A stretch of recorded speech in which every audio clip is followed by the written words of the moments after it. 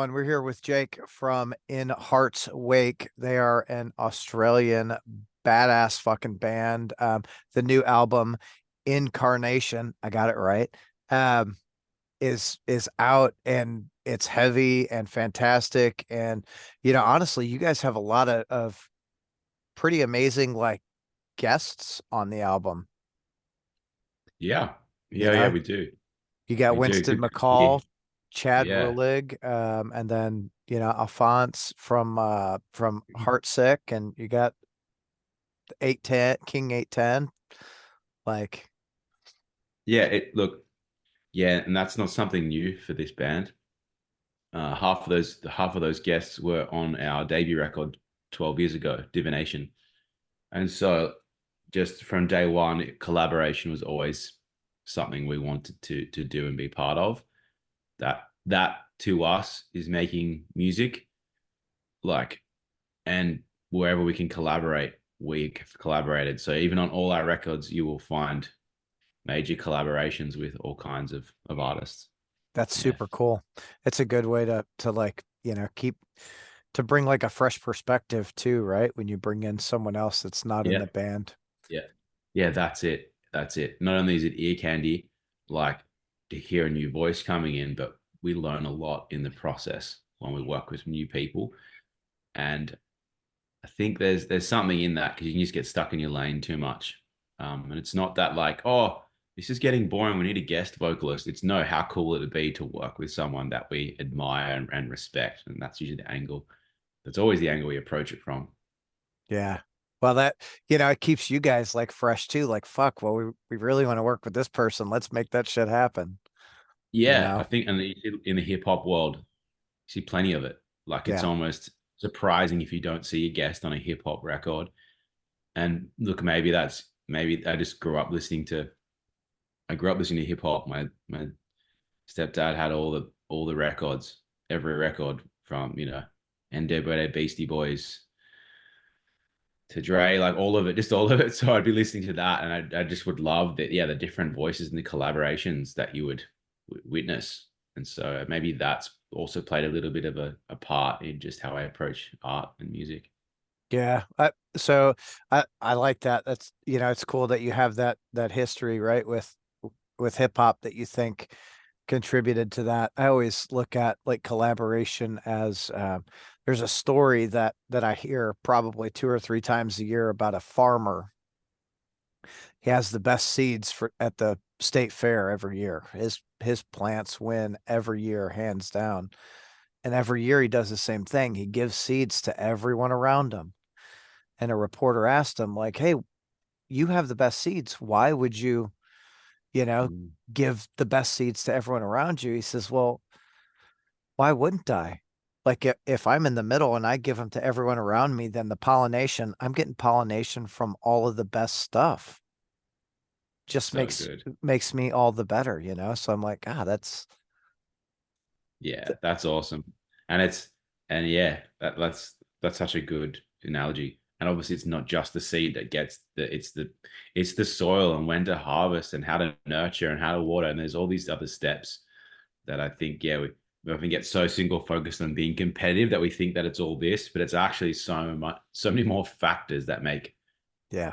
our harvest unique, regardless of that. But yeah, look, I do see a lot of competition, like in all the music scenes, and even not just this, when we've played festivals where we're the only heavy band, you see all the clicks and all just it's all like it's high school in a way, and I can see how that competitive nature of yeah, we all want to like be here at the state fair, but like my seats are better than yours, kind of thing. I can see Yeah. that playing out, and so yeah, wherever we can collaborate, we're actually way stronger as a community when we do that. I do I, really believe. I Yeah. absolutely agree. And I think that's, one of the things that I've noticed in the last, I don't know, decade or so with music scenes like all over the place, right? Not just here locally. The bands are all supporting each other, which is making the scene that much stronger. There were three shows here, I think Saturday night. I was at one, I had another buddy at another one, and I don't know anyone at the third one, but the two we were both at were crammed full of people. And it's like, God, it's awesome that we can have multiple shows in the same night and enough people to go out and support all of them, you know? Yeah, that is. Yeah, that is great. Usually it's just one, hey, and they Yeah. don't want to be. Yeah, yeah, it's great. Yep. So, um, in Heart's Wake started 12 years ago ish. Yeah, add a few. Um, we started this. It started in high school when we were like, it's all. We could have recreated a new band name for the album that came out 12 years ago, but just us being in high school and wanting to be in a battle of the bands, we needed to come up with a name. So we did that thing where we passed a piece of paper around and like everyone writes their ideas down. And that was the name that really at the time, like just was like, yep, let's go with this one. It feels really good to all of us. So we did a battle of the bands and it was at only one of our members was we went to the school. So we kind of couldn't they didn't allow out they we got told afterwards we weren't going to win, like it wasn't going to happen because we only had one person in the band from the actual school, but it was still great to play and get the experience. And look, we released a demo and a couple of EPs, guess you call them EPs, which were just really extended demos. We're working our stuff out, recording at our high school. And it wasn't until we left school, at 18 years old, that we all decided to move into a share house together and write a record, like a full length record. And really the jobs that we were working at the time, I was at a cinema, guys were at the bottle shop. We put everything we had into a fund to go and record this thing. And we looked around in Australia, and there was just no one at the time that gave us the level of production that we were after. It was all much more like hardcore, woofier sounding stuff, Mhm. which was good for a certain style. We were going for something much slicker. And at the time, Parkway Drive were from the same town as us. They'd gone to America and had success. So we thought, okay, well, let's look at America.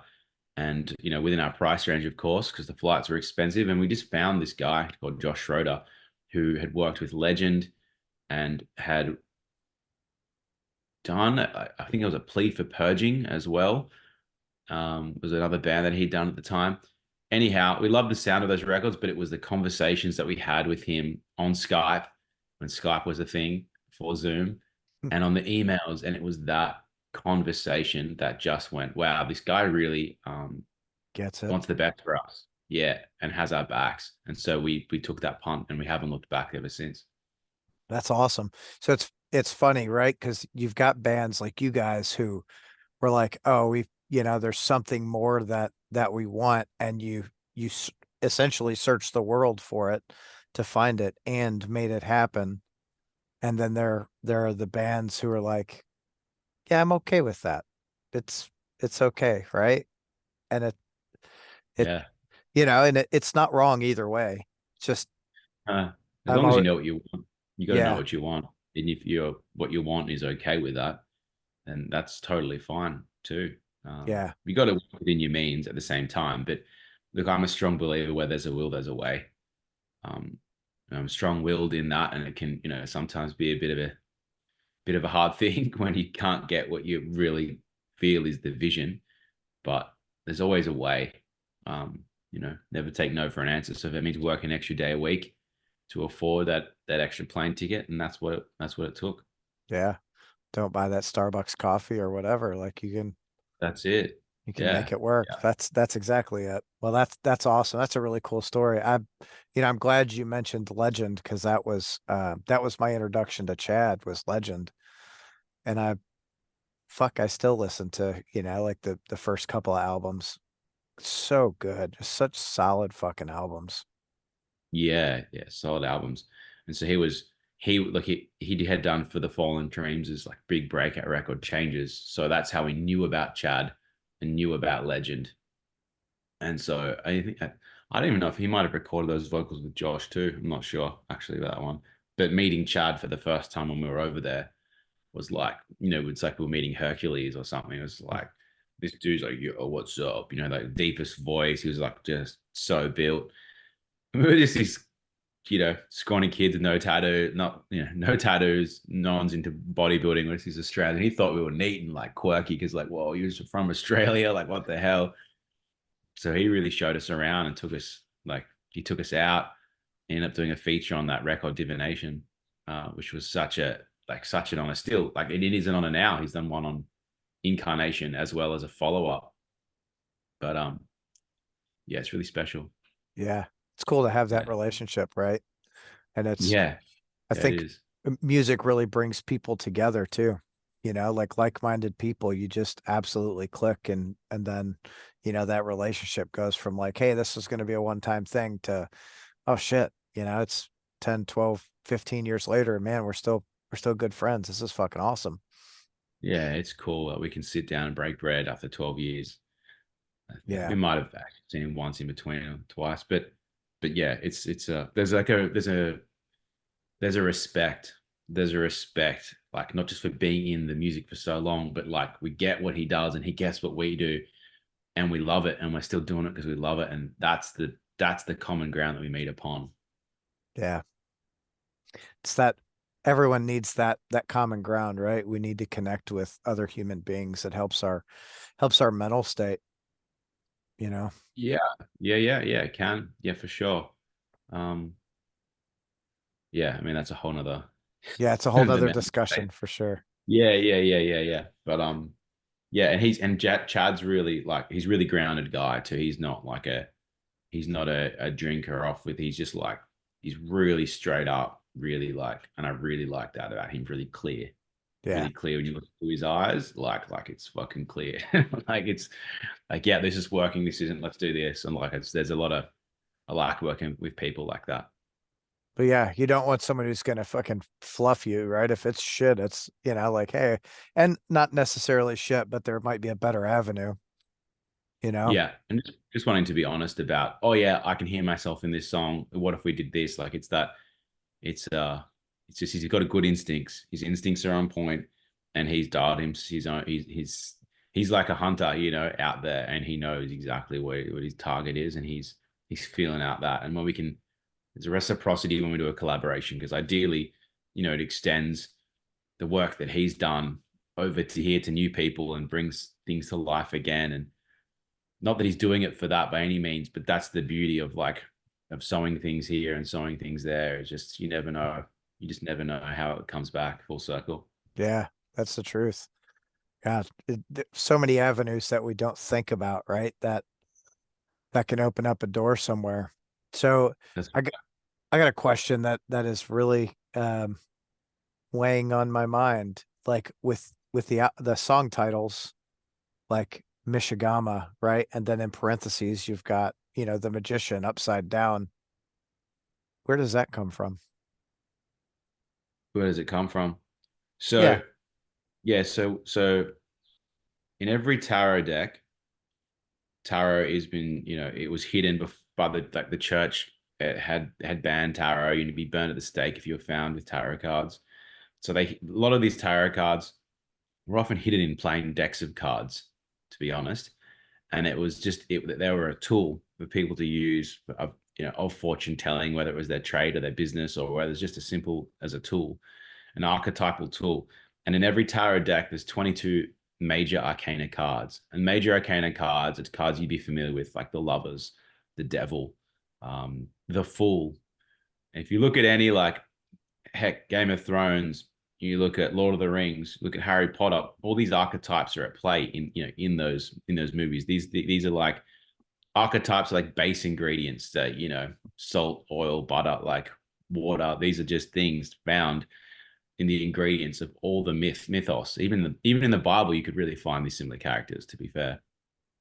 And so when you have 22 cards, and for divination, which is our first debut record, my mum's a tarot reader. And so I'd always been exposed to cards my entire life about people coming over readings and like getting advice and like really feeling like a transformation at play and really being helped, guided, not like, pick these lotto numbers, but no, like you're going through this. And if you approach it like this, it will really help you. So I wanted to apply every one of our 11 songs on divination to a tarot card that needed to be the right tarot card. And so we went through those cards And out of the 22, the 11 that spoke to those songs, we basically, in parentheses, but it was told traveler, the fool, this innocent character who's out there traveling the world, like seeing it. The lovers, a clear story about two lovers who are trying to really find their way. Now with this record, why they're upside down is because there's 11 cards remaining, and we always wanted to revisit those 11 cards so that we had fully completed all 22. So 12 years later, we revisit the final 11 cards. Now, rather than saying which cards of these fit, you've got the clear target of what the 11 cards are. Now, just like a coin that has two sides, heads and tails, so does a card. Not to say there's a front and a back, but there's actually an inverse and a upright, and Mm. that refers to the shadow or the light of a card. For instance, you can be in excess of something or not have enough of. So hey, you've been too social. Your energy's just scattering everywhere. Like that would be in the shadow of that. It's too much. You're burnt out, as opposed to you need social energy. You need to be out there. You need to relight that fire. You need to get some energy moving. That would be in the flip of it. Now, so where I'm going with this is the cards are upside down because each of the songs were fully in the shadows of those in excess or in the shadow of those meanings. So we've got the devil, the world. They're all inverted because we're looking at a shadow world here, lyrically, thematically, everything. So that's why it was a cool, neat find that we could actually flip the text upside down and still have it appear on Spotify and on Google and Yeah. things like that. Everyone's like, "What's going on here? This kind of looks cool. What does it mean?" So that's the meaning of it in a nutshell. The So expanded meaning. that's Yeah. that that's cool as shit. Like, so it sounds like coming into writing the album, you already had an idea for like a theme, right? To Well, like, for divination we did, and that set the theme. And then for this record, before we had written the album, it was we're finishing off the cards, like yeah, we're going, and we know which cards we're writing. So yes, yes, and great analogy. It's an indigenous one. Is an arrow that a target always misses, basically. And this one, our target was fully set. This is going to be a shadow record. This is going to be heavy, and like let's go for these points and these stories, and let's really extrapolate on them. And in that discovery was every card had to be upside down because that's just what was happening. Like we couldn't fight that. that's Yeah. fucking, I'm gonna tell you, that's a really cool fucking story. I, I'm always intrigued with people writing music and, like how they got to that point with whatever song or album. And that's super cool. So when you were writing for it, did you find it, knowing that this is where we're going to be with it, did you find it harder to write, or did it flow pretty easily? Now flowed really easily. Yeah, it was like just where the world is at, truly where I feel the world is at least what I'm receiving back of the world, whether that's my algorithm or the conversations I'm having. It's not that it's in a dark place, but things are loaded. There's a lot to write about. Yep. That's all I can say. And so with that potency, it's just like taking the cap off the lid of a pressurized soda bottle. It just feels like the hardest part maybe is that last quarter, that last third of a record where the last three songs, the three cards that need to fall, but you don't want to sacrifice any quality for the sake of a theme. You want to make sure they're spot on. Yeah. So really, it's probably writing an array of maybe a few extra songs musically, and then before you get you double down on your lyrics and your parts, and you do a back and forth in that song with the lyrics and the music. It's going, these are the ones that speak to the record and the cards. And so I think that's the only little bit of fiddling as you would, but the rest just like, here we are. Yeah. Yeah. Well, sometimes you get down to it, right? And you be like, okay, I do have to maneuver this a little bit, but Yeah. you know, for you as an artist, does it make you feel like relieved when you finished the album as a whole, like, and got the, you know, finished master back? Yeah, definitely. I think the relief wasn't about the theme though, or the cards. Whilst there's a completion to the relief, like, oh, we completion we set out to finish what we started. That felt good.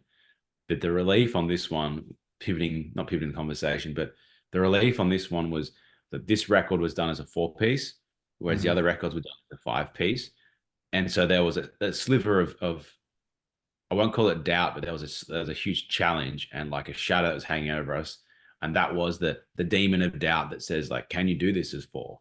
Like, and that was our challenge to constantly say, yes, we can. But it wasn't like, yeah, it's gonna be easy, because it wasn't. It was new, not having that energy in the room.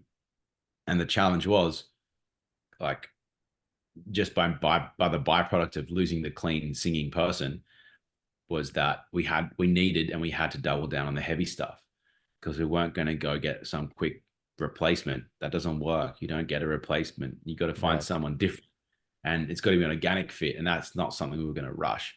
So with the doubling down on the heavy, it was, well, we can't be monotonous. We can't be repetitive. How can we be creative in this space?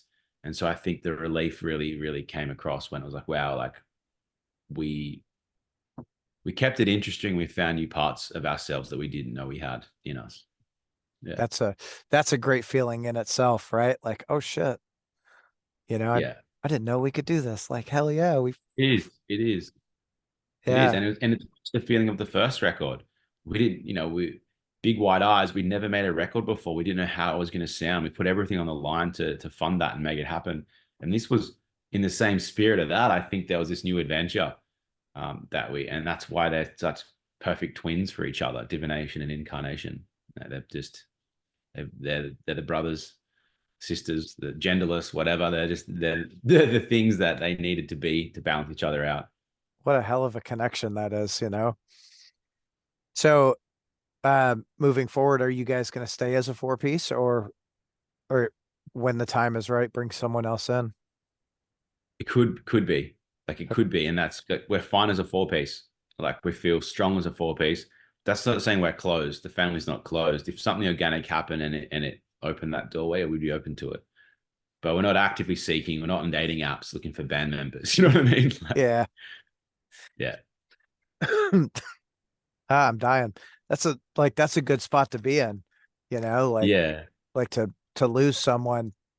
I assume the fifth member had been with you guys since divination, right? correct. So Yeah, since to they've been.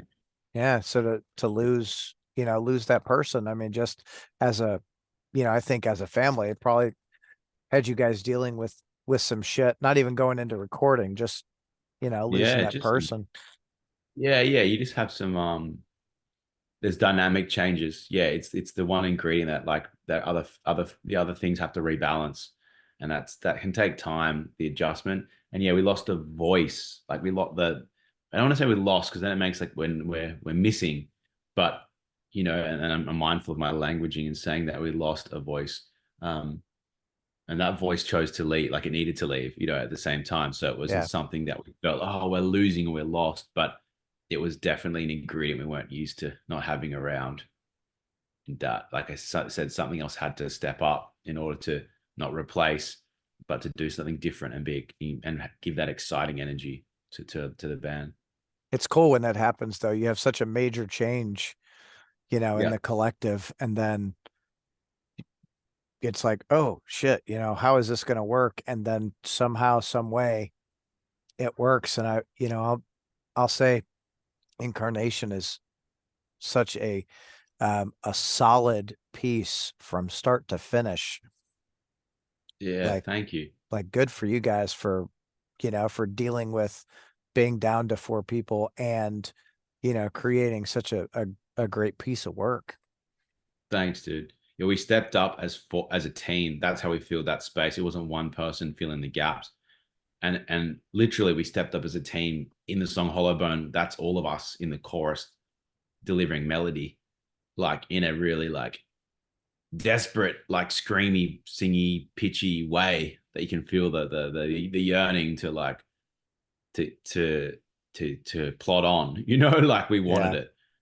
And I'm really proud of the band, because that was not easy. That it wasn't like, haha, let me go try this. It was like, I don't want to try this, like, but I'm going to, because I'm doing it for us. Like, that, and every person in there was shaking and, like, nervous as hell, and, like, real body shakes, like, proper. it was like the person had just been, thrown a camera on them in the most vulnerable moment, and they're like, and then it's almost like their whole being just changes. It feels so exposed and seen, and it doesn't like it. And it was like a pushing through that. I'm more used to the mic, but the other guys aren't, Right. and I couldn't do it alone. It had to be all of us, and that was such an amazing little vulnerable moment to witness, and they really stepped up. Yeah. It's great. For me, it's almost like a story of perseverance, like we lost this person who was an integral part. And then, well, shit, we just locked hands and we're like, all right, we're doing this. It's a good word. Perseverance. Totally. Yeah. Totally. Yeah. It's probably one of my favorite words because often we face challenges, right? And Mm. we have a choice. Our choice is we can give up or we can persevere and really just climb on through, Yeah. and no one wants to give up. Yeah. Yeah. Yeah. No, no one does. And I just want to add to the word perseverance that I think now more than ever, it's not just like whilst it is sticking at it and moving forward, it's also bringing in the sense of what like resilience and how can we do it differently to move forward? Because if we just keep whacking on the same wall, it won't work. Right. And that's been the little nugget of like, well, how can we do it differently if we want this so badly?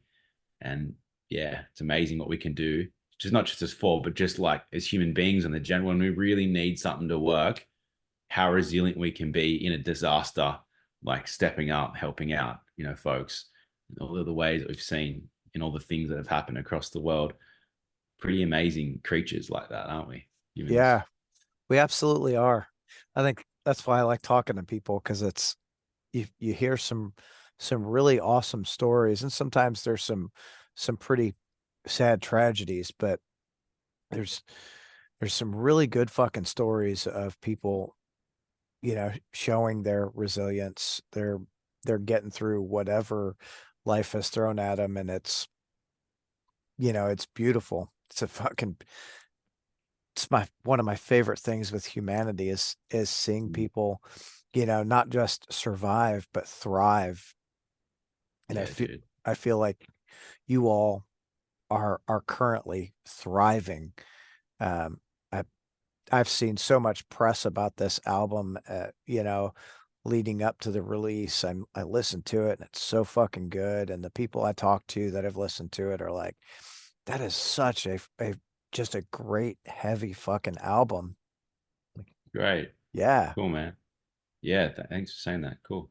Yeah, honestly, we've gotten together a couple of times since the album's been out for like a breakfast, just to catch up. But none of it feels real just on this stuff. Like someone's comment, like it's only when we're actually all in a room together at a show or having a conversation with you, like that you feel if something's actually real. Because just whether it's a robot, a bot, an AI, someone pepped up on sugar. You just don't know these days what's what. But it's nice to have some real feedback like that, where people actually having a conversation about it Yeah. from something that we created over there in Michigan. So that's cool. It's really cool. Hell yeah. We're at Michigan. Where you guys at? It's Midland, it's right in the very center of the state, and it was at Josh Schroeder's place, and he's the man behind Lorna Shore, Signs of the Swarm, Legend, King 810. He is the magician. He's the wizard. He really is. He's a homebody. He doesn't like to leave home, but the man knows what he's doing. That's funny how that works. It's like almost full circle there. Like he's the magician. All right. Look at you plugging that shit in. So are for you guys collectively when you get together, what are what are the thoughts behind the album? Just a sense of we're proud of each other. I think really feel like it feels like that's our first record. Like we're almost launching a new band in some regard. That we pulled it off, and not just got away with it, but like we feel like we did our absolute best. So it's a different kind of pulling it off. It's like we did it. And yeah, generally the words, it feels focused, like it feels focused to us and solid and sort of keeps you guessing without it being too much of a mind thing where it's jerky and it doesn't flow. Like it's got flow. I like to feel that it satisfies and sort of gives you what you want, but not exactly what you're expecting. Yeah. Uh, That's a really and good just way to put that. yeah. So it's not too hard to digest. Don't want it to be too much of a mental game.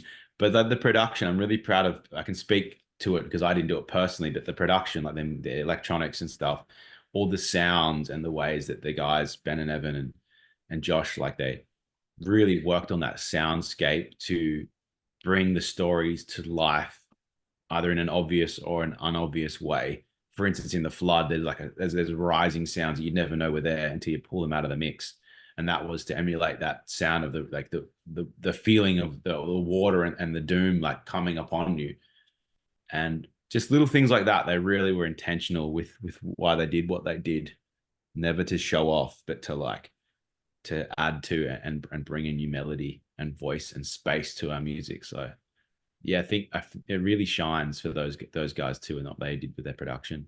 I think.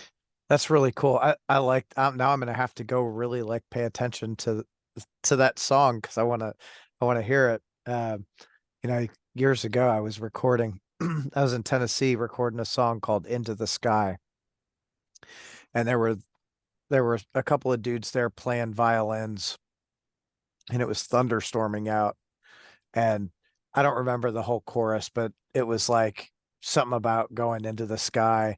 And for one of the choruses, the thunder just cracked right at the right time, and you could just barely Wow, hear it. that's Chuck, cool. Chuck, the producer was like, "You want me to try and get that out of there?" I was like, "Hell no, dude, leave it in. That's super." Yeah, It's like, divine intervention, man. That's you can't take that out. yeah, no, it was meant to be there for sure. It's So, great.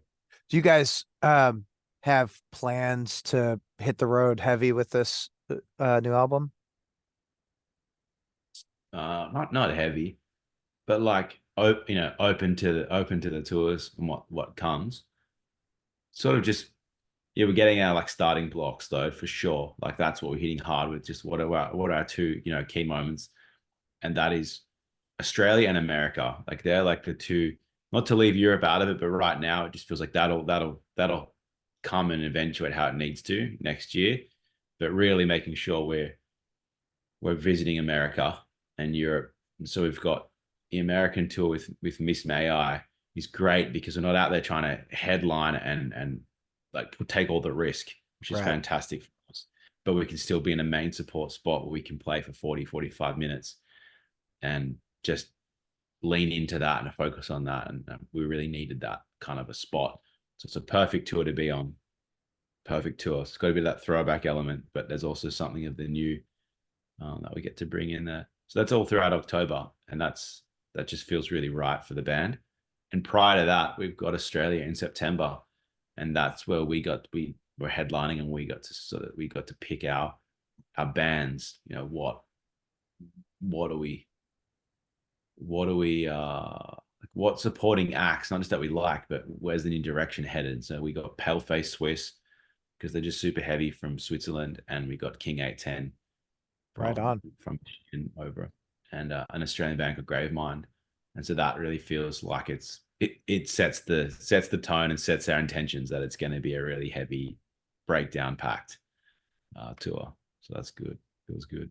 Sounds like that'll be a really good tour. And then, you turn Yeah, around, little break, and then head on over to the States and hit the States. That'll be yeah, I'll I'll do my best to make it to one of the shows because I want to see you guys live. yeah. Hell yeah. So so what's going to be? Did you say it's Kentucky? Is that you said Yeah. So like Kansas? No, what will be the nearest no. state?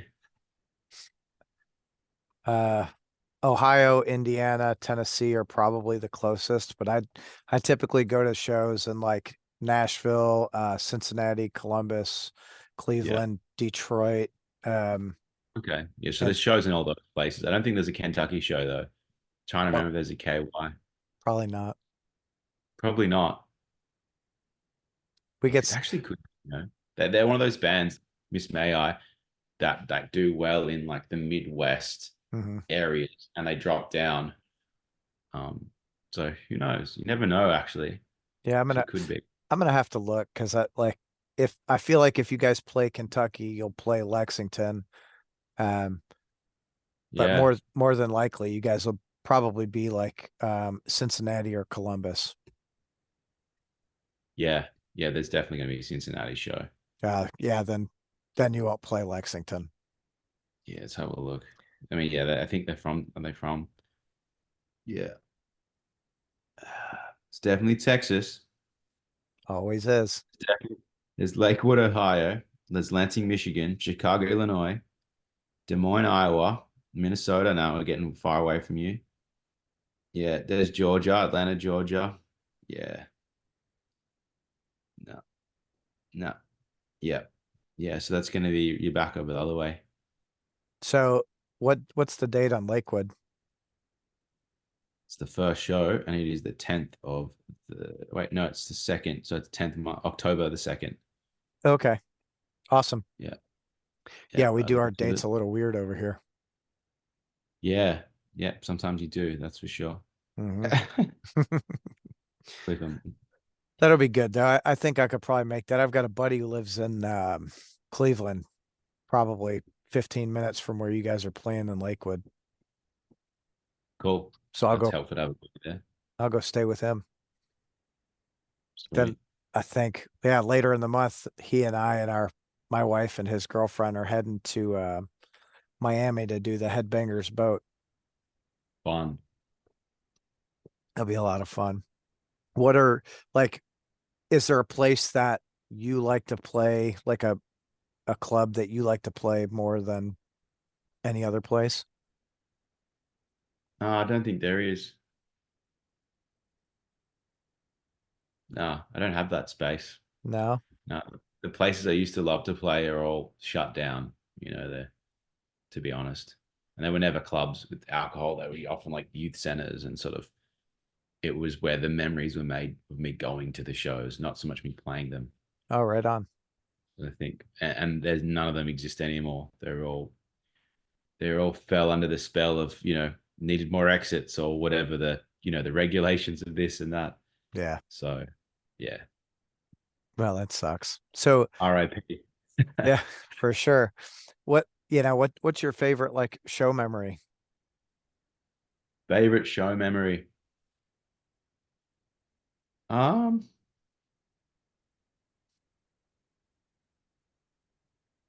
gee, that's a challenge.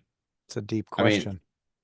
yeah. Look, my favorite show memory of going to something was watching. I think I can never remember whether I was 11 or 13, but I was pre-teen. I was pre-high school, so it was like the other 12. Anyway, I went to watch Henry Rollins and Black Flag. And I got to meet Henry Rollins, and that just really left an imprint on me because of the crowd, watching the crowd go nuts. That really stuck with me. It's just like what heavy music could be, and what the energy, this like chaotic as like people go nuts.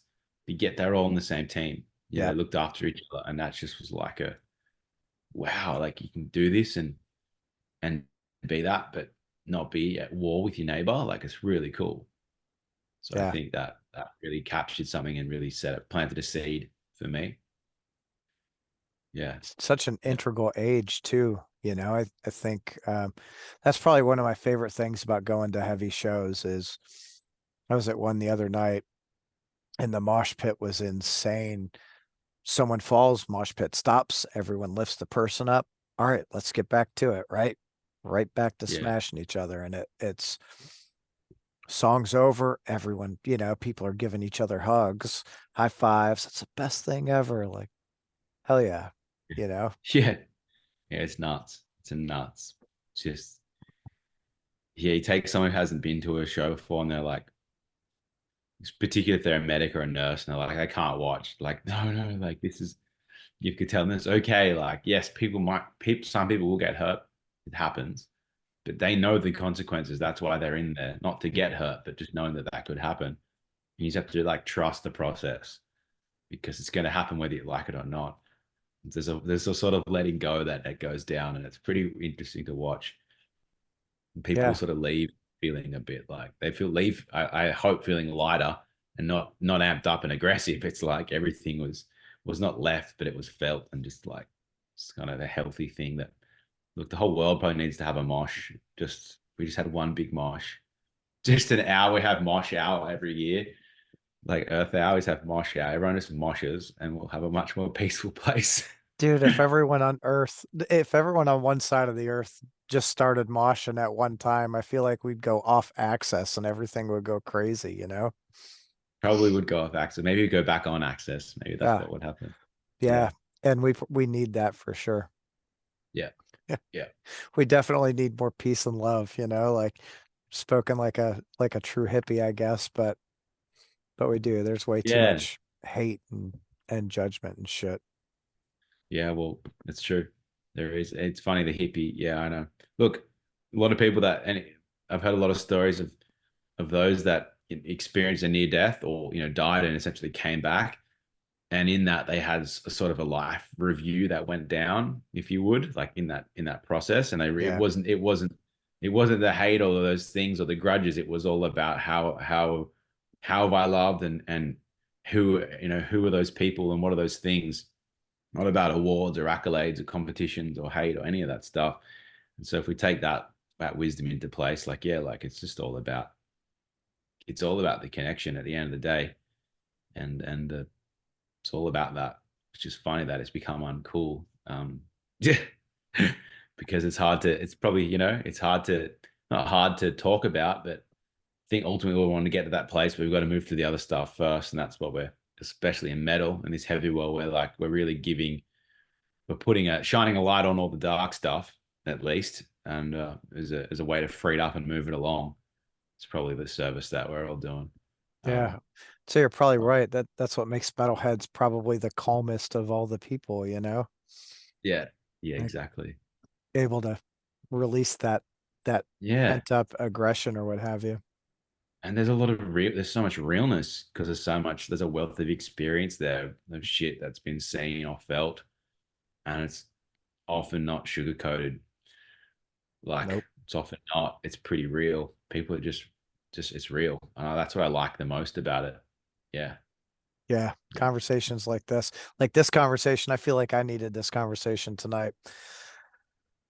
Hell yeah. I've been so stressed out lately, but life's short. There's a lot to be stressed out there, isn't there, in the world? But yeah, life is short. Yeah. Life is totally short. Yeah. So is there a song on the album, for you that just really sticks out to you, like you feel more than any of the others? Um,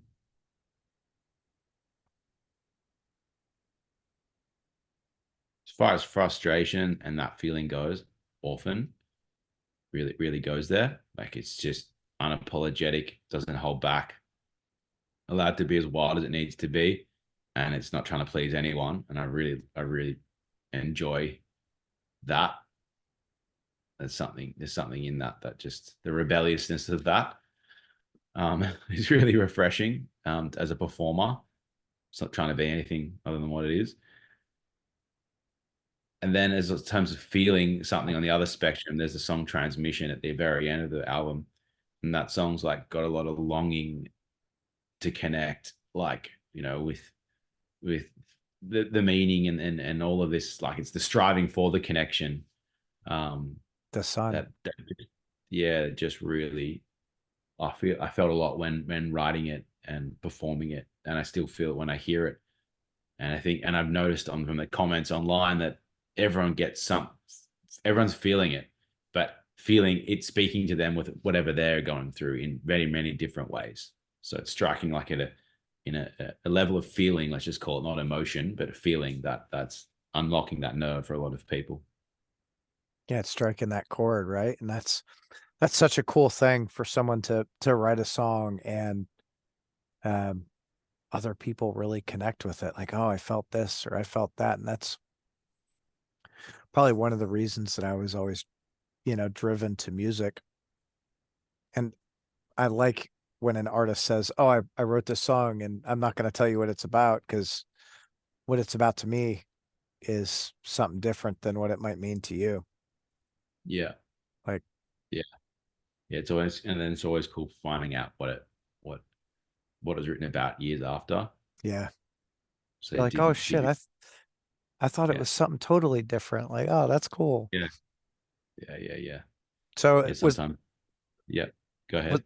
I was gonna say, was there an artist early on for you that, aside from like Henry Rollins, um, that kicked it off for you, that you were like, man, I'm gonna write and play music? As far as heavy music goes, there wasn't an artist as far as heavy music goes, other than the experiences, like I just said. And I wasn't listening to Henry Rollins. I didn't even after go and put it on and start listening to it heaps. It was just the feeling of the energy of the show itself. Mm-hmm. Um, so that's what I connected with the most. And the shows that I went to after that weren't bands that I was just like buying their t-shirts and just absolutely falling in love with them, to be honest. Like I went to a Terror show for like, it was like $15. Terror came and played my hometown, got to go to a hardcore show with a bunch of kids moshing. Just the energy of that room was incredible.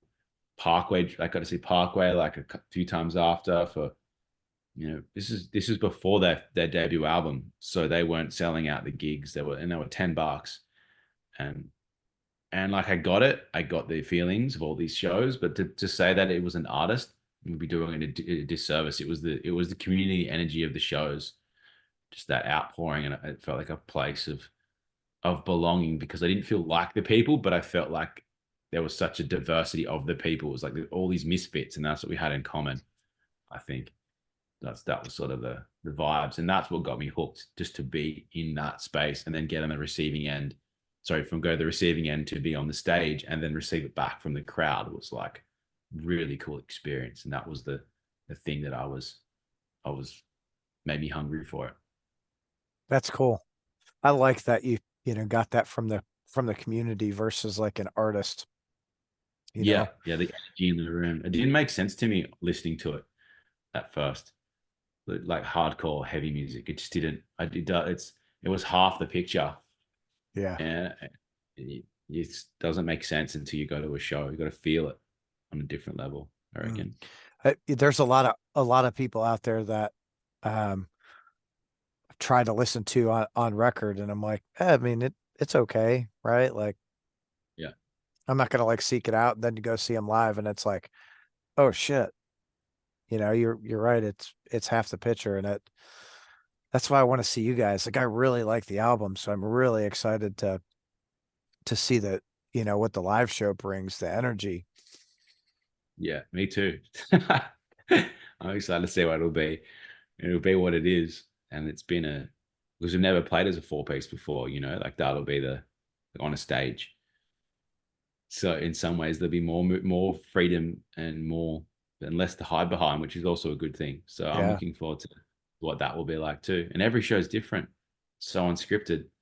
The set list is often the same, but the crowd and the room and the sound, and that's an organic thing in itself. Can't be a karaoke band; it just won't work. You've got to adapt Yeah. quick. Yeah. Mm. Sold out, not sold out, whatever. You're gonna. Yeah, it's still deliver at your best, but there are variables that change that experience for punters and for the people on stage. It's always it fascinates me. That's live music, though, isn't it? It's like great. It's the human experiment, Yeah. really. Constantly. Yeah, It's so awesome. Uh there's and people watching. I like to people watch when I go to a show because there are so many different people, and it's like you see them and you see these people that are just my favorite. So where did we go? We went to Louder Than Life last year, and I think Godsmack was playing. I'm not a Godsmack fan. They just don't do it for me. And it's this my favorite memory is I just look around the crowd, and all of these 80, 90,000 people, whatever it was, were smiling, dancing, laughing, and you could tell, right? Like, oh, this in a regular world, these people would not be talking to each other. They wouldn't see each other, you know? So to see that really bring them together, I was just like, holy shit, this is what I want, you know, like the Mm. music bring us together. Yeah, it's uniting. It's the common ground in which we unite.